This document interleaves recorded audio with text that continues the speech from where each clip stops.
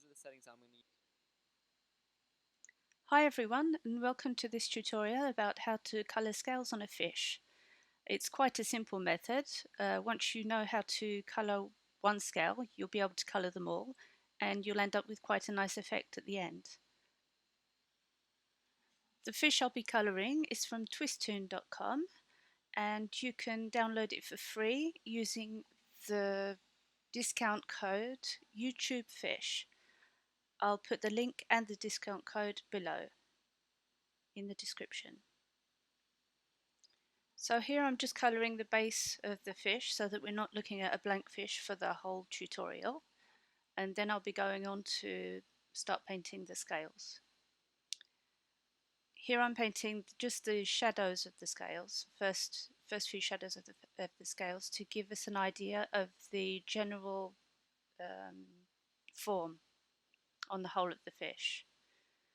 It's difficult to paint individual scales if you don't do this first. So you can choose whichever colours you like. I've chosen one dark colour, two intermediate tones and one light. So the idea here is that you're putting the darker tone next to the curve of the scale that's above your scale, and then going on to lighter tones as you get to the edge of your scale, and rinse and repeat. That's all. So you go in with the darker tone. I'm going to use two intermediate tones there just to make it really smooth, and then I use the lighter tone at the edge. You can go quite far with your darker tones and your intermediate tones because you can actually scrub back if you're using a good blending paper with the Copic markers, and that creates a kind of textured effect that I like.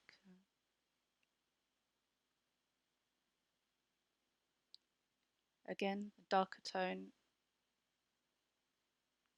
I'm going to be going in with two intermediate tones here.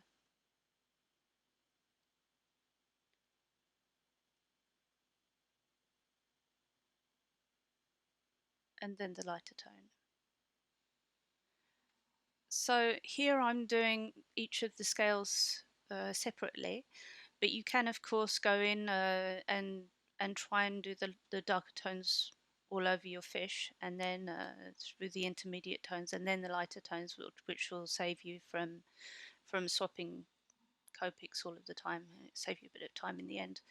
But I do recommend, if you are just starting, to do each scale individually so that you don't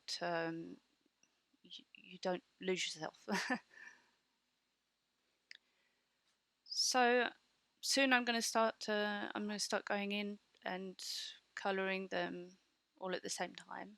I'm going to stop doing it individually now. Now that you can see the build up of the effect, as I said at the beginning of the video, you just have to know how to do one scale, and the rest kind of follows suit.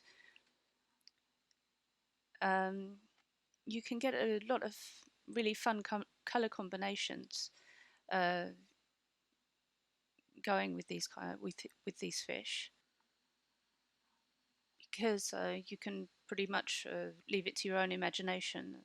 Fish are all kinds of different colours, so you can have a lot of fun with them.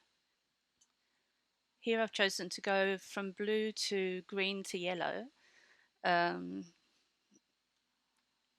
but you can really get inventive with your Copic colours.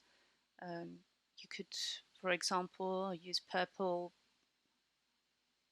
orange and yellow without it going too muddy, and really go crazy with your colours.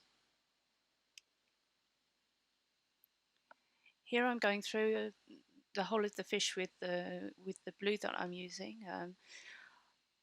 I try, and every time I add a colour, try and use it all over the drawing, so that I don't get to a point where I've used so many different colours in one small part of the drawing, and then I have to remember what I used for the rest of the drawing. So it's a good practice to, when you're adding colours, to add them a bit everywhere.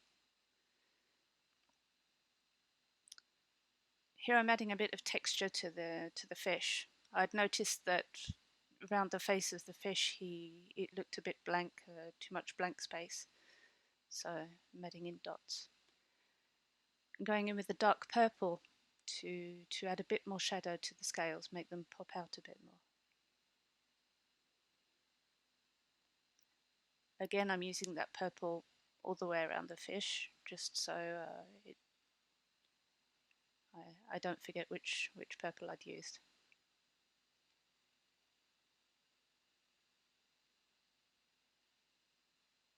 Here I'm going in with a light blue and a darker blue, and you can't see with the speed painting, but on the parts of the fish that are a bit flatter, I'm using a circular movement with the Copic marker, so that it blends it in, but it doesn't create any real lines on the drawing. So if you're going in with circular motions when you're colouring, you're you can add texture but not really add any form. So your drawing doesn't start looking like it shouldn't. So now I'm going in with the jelly roll and the Posca highlight pen because fish are the best excuse for that, and it creates a lovely watery effect. So I hope you enjoyed this tutorial. Make sure to pick up your discount code in the description and have fun colouring your fish. Bye.